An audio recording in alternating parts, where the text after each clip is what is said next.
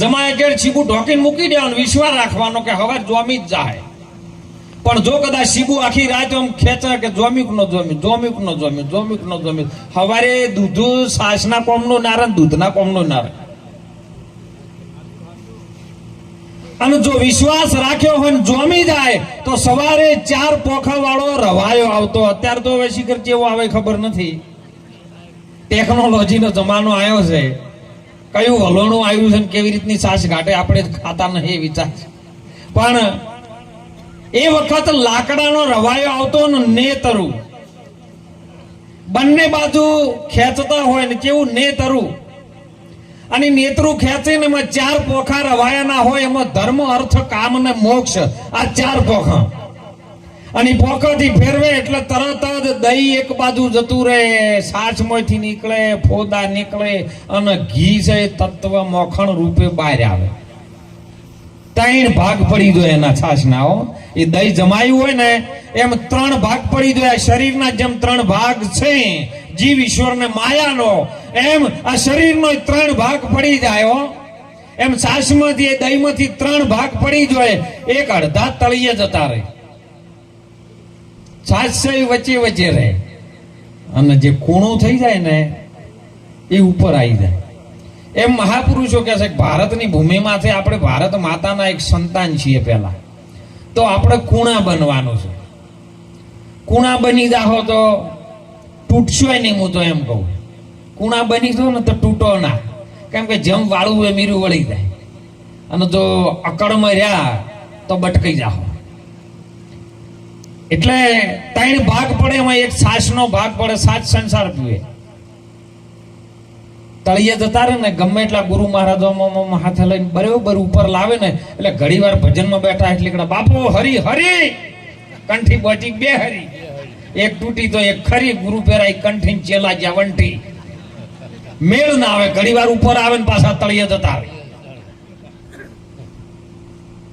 અને તત્વરૂપી જે માખણ છે ને કૂણો થઈને ઉપર આવે. તમે પીંડો દબાવો ને તળિયે લઈ દો ને, હાથ લઈ દો એટલે તરત તરીને પાછો ઉપર આવે, જાય નહીં.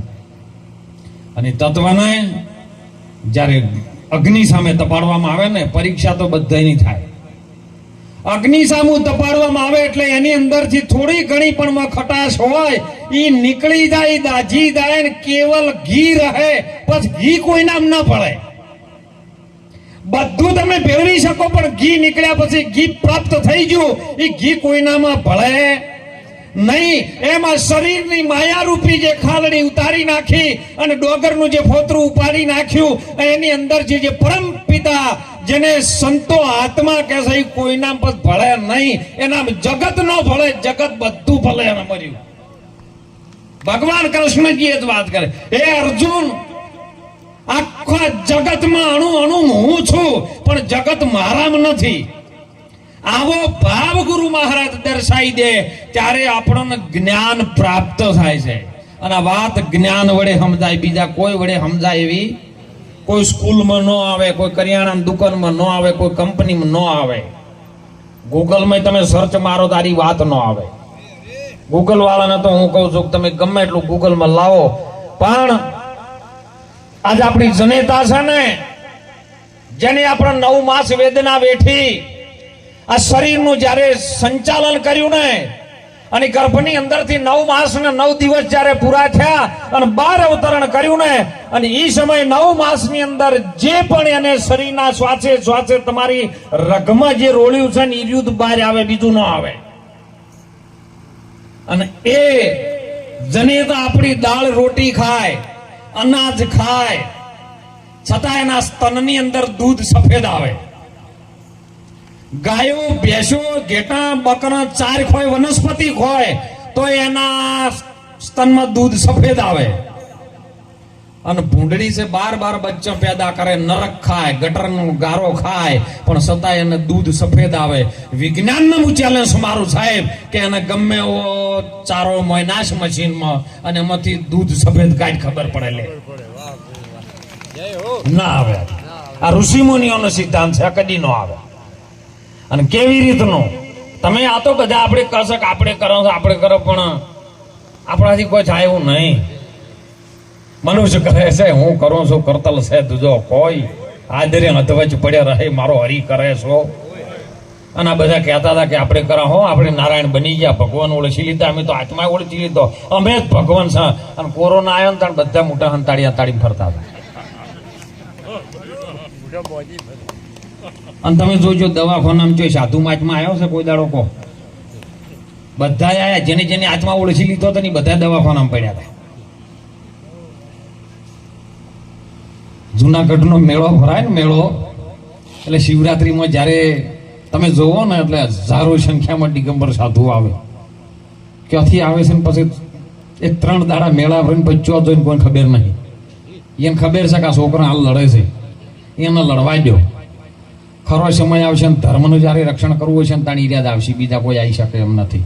ભલે આત્મા ઓળખી લીધો હોય, અને આત્મા હું તો કહું ઓળખાયો છે જ નહીં. આત્માની અંદર લીન થઈ જાઓ.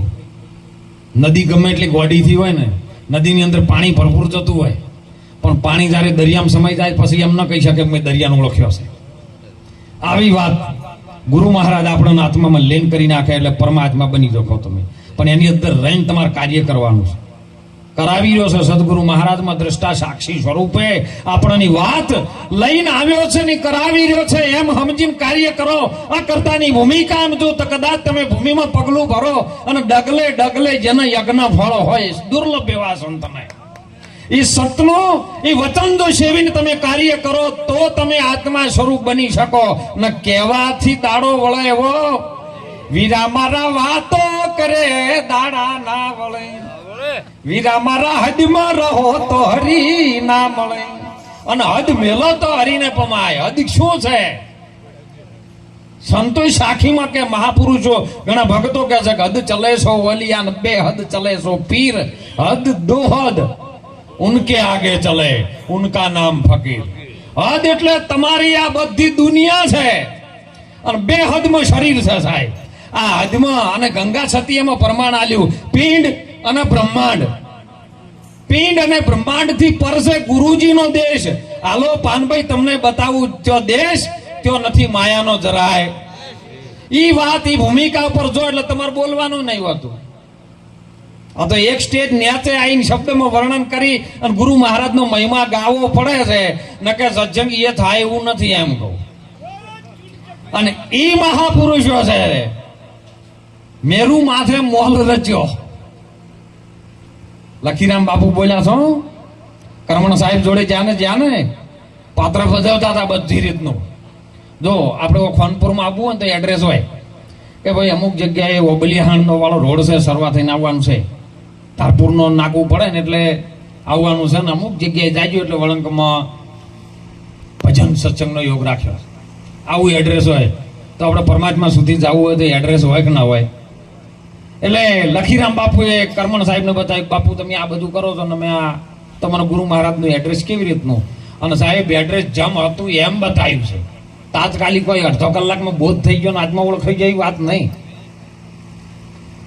ઓળખાયું ને જ્યારે પાત્ર લઈને આવ્યો કે બાપા આજની રાત કદાચ આ ગામની અંદર મને આ રીતનું પાત્ર ભજવવા દો, મારી બેન ગરીબ છે ને કદાચ આ કમાણી જે આવે આજ પાત્ર ભજવવામાં એ મારી બેનને કાપડામાં આપી દેવાની છે. અને સ્ટેજ ઉપર આવ્યો અને સાહેબ જે કાયમિક પાત્ર ભજવતો તો એ બધું ભૂલાઈ ગયું. તમારે છોડવું ના પડે, તમને સાચું સમજાય એટલે પેલું છૂટી જાય એમ. અને ત્યાં સ્ટેજ ઉપર આવીને કે નાયકે કીધું કે તમે પાત્ર ચાલુ કરો, એટલે તરત જ એને ભજન ચાલુ કર્યું. કે શું કર્યું કે કોટિક બાણ મારા ગઢ ભીતરે ઉજા અને ભૂમિકા મેં સકલી જોને ભાળી, શૂન્ય મંડળમાં મારો બિરાજે સાહેબો એ મારી ત્રિકુટીમાં લાગી ગઈ છે તાળી રે, બેની મને ભીતર સદગુરુ મળ્યા. વર્તાણી આજ મને આનંદની હેલી. કેવો નંદ? આનંદ. અને દ્વારકાની અંદર જો કે ગોકુળમાં જો કે જશોદાના ઘેર જો ઈ રચ્યો નંદ ઘેર આનંદ ભયો જય કનૈયા લાલ કી. કયો નંદ? તમારી અંદર જે પ્રગટ થાય છે એ આનંદ. અને આનંદ પ્રગટ થાય ને એટલે હોમે પરમાનંદ આવે, બીજો કોઈ ના આવે. અને એ વાત ગુરુ મહારાજ નું એડ્રેસ આલ્યું કે શૂન્ય શિખર પર બિરાજે. શૂન્યનું શિખર હોય, શૂન્ય ઓગળું છે અને શૂન્ય ખંડિત નથી, શૂન્ય ખંડિત છે. શૂન તમે કને કરો, આ નાભીમાં 7 શૂન એવા છે. 7મા શૂન ઉપર જો અને શૂન્યના શિખર ઉપર ચડો ને ત્યારે તમારા પરમાત્માની પ્રાપ્તિ. ત્યો કણ બોલી શબ્દ કોઈ નથી. ત્યો કણ તો મહાપુરુષો કહે છે કે હમ હે પંખી ઉન દેશ કે જહાં જાત વરણ કુળ કુછ નાઈ, દેહ મિલાવા શબ્દ મિલાવા હો રહા જો દેહ મિલાવા નહીં. એ કણ શબ્દ મિલાવો થઈ જાય, શબ્દની સુરતા ભેટી જાય ને એટલે પછી કોઈ રહેતું. એ તો સ્વયંવર સદગુરુજીના દેશમાં પછી ત્યો તો પરણે શબ્દને સુરતા. બીજું કોઈ જાય એવું નથી અને એ પછી જ્યાં પછી પાછું વળી નવા એવું નથી.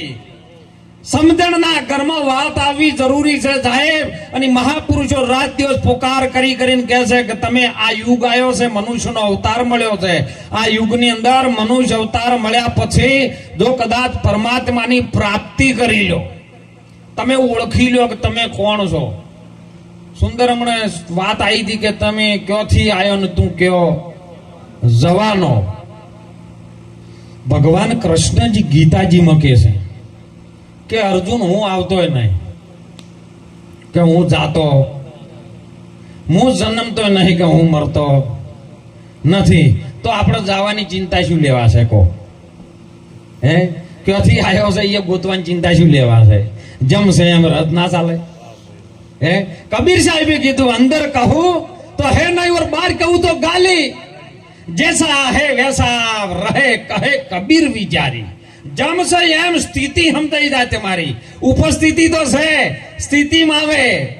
અને સાહેબ પરિસ્થિતિ ગમે એવી આવે ને તોય જેને ગુરુ મહારાજનો વચન જો સેવેલો હોય ને તો એ ડગે નહીં, મેરું ડગે, જેના મન ન ડગે. પાનભાઈ ભલે ભાગી પડે બ્રહ્માંડ, વિપત્તિઓ આવે ને કદી ન વણસી જાય. સોહી જન હરિ ભક્તિ કર્યા ના પ્રમાણ. અને વાત આપણા મહાપુરુષો સંતો સમજાઈ રહ્યા છે રાત દિવસ, જેમણે એક ઉજાગરાને જાગરણમાં પરિવર્તન કરવા માટે મહેનત કરી રહ્યા છે. અને વાત આપણા સુધી આવી છે, અનાદિની છે. આજકાલ કોઈની નવી ઊભી કરેલી વાત આરી છે. વાણી રે વાણી, મારા સદગુરુજીની વાણી. આપણું કોઈ છે ને આ તો કે ભાઈ ફલાણા મહારાજે વાણી બોલી. અને વાણીમાં શૈલ્ય શરણોમાં બધામાં એવું જ આવ્યું, દેજો દેજો અમને સંતોના ચરણોમાં. બોલો કોઈને કીધું કે મને ફલાણા ભાના ચરણોમાં વાસ દેજો, દેવી દેવતાના ચરણોમાં વાસ દેજો, કોઈ કંપનીમાં વાસ દેજો, કોઈ ગામમાં વાસ દેજો કીધું? ના, સંતોના ચરણોમાં જ વાસ. કેમ કે ઊંચી મેળી છે મારા સંતની. સંતની મેળી સિવાય સાહેબ આ વિશ્વની અંદર તમને કોઈ તારી શકે એવું નથી. અને એમ પોચ ભૂતોનો દેહ માના કર્મથી, બાપાના કર્મથી આ પોચ ભૂતોનો દેહનું અવતરણ થયું છે ને, એ મા પિતાને ઋણ છે આપણી ઉપર. અને એટલે માતા પિતાની સેવા ખૂબ કરજો. આજે જેમની પાછળ સેવા થઈ રહી છે ને એ સાહેબ કંઈક ઋણ અને કંઈક એમના સંસ્કાર હતા એટલે દીકરાઓ કરી શકે છે. ન કે ઘણે કરવું છે પણ નહીં થતું છે. કીધો છે અમને બાપુ અમારે ઘણું કરવું છે પણ બાજુવાળા નડે છે. બાજુવાળા નહીં, તારું મન નડે છે, બીજું કોઈ નડે એવું મન તું તારા ઠેકાણે હરીને ઠેરાય, બીજો નથી પછી બોલતો.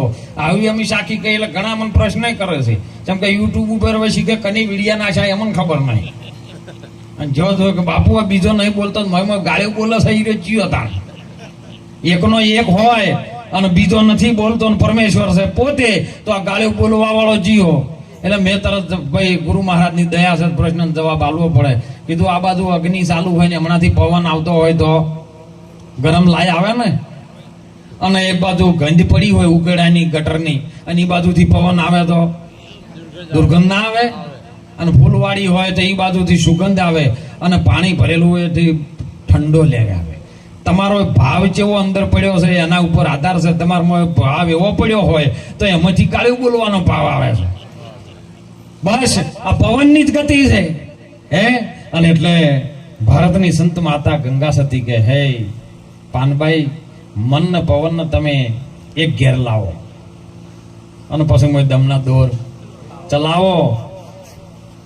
પછી જોવો રમતા જોગી નગરમાં આયા, પોત પુત્ર ને 25 નારી એક નારીએ ઉપજાયા. આ વાત આ કાયા નગરની આ જોગીની નહીં સાહેબ, આ કાયાનું જેને સંચાલન કર્યું છે, કાયાનું જેને ઉત્પત્તિ કરી છે, એ અલગ જોગીની વાત કરી. અને એ જોગી એવો છે કે જેને મળી જાય એ જોગી, જેને ગુરુ મહારાજના સત્સંગ રૂપી જે જોગ મળી ગયો એ જોગી, અને બીજા બધા વિજોગી ને